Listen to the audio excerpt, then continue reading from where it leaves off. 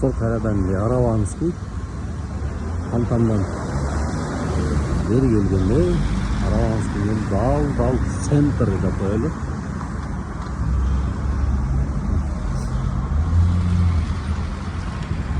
Түз кеткенде Ош мэрия тарапка, Фрунзенский тарапка. Ылдый кеткенде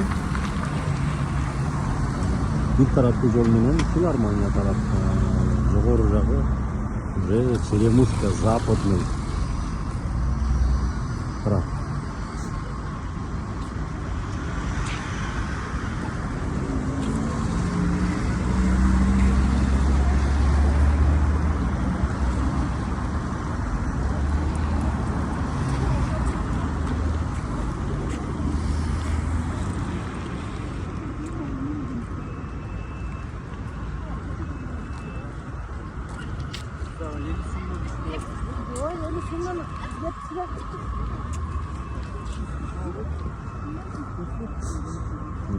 Жогору тарапка басып жүрөбүз.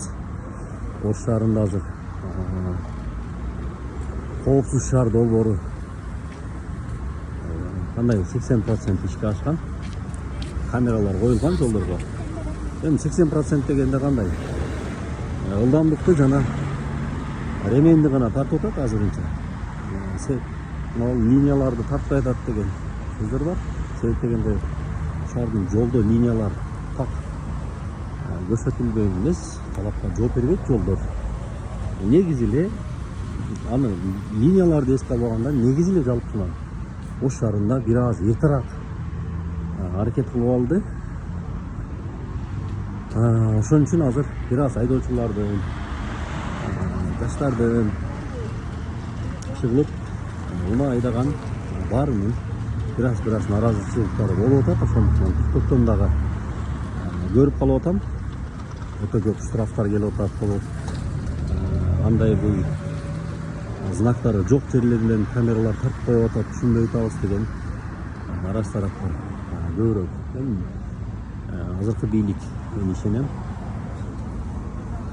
жакшы жагын карап, жакшы жагын чечип, же болбосо жолду толук түрдө камсыздандырылып деген ойдон. Ош маркет магазини достор, бул жерде Ош маркетти барыңыздар жакшы билесиздер.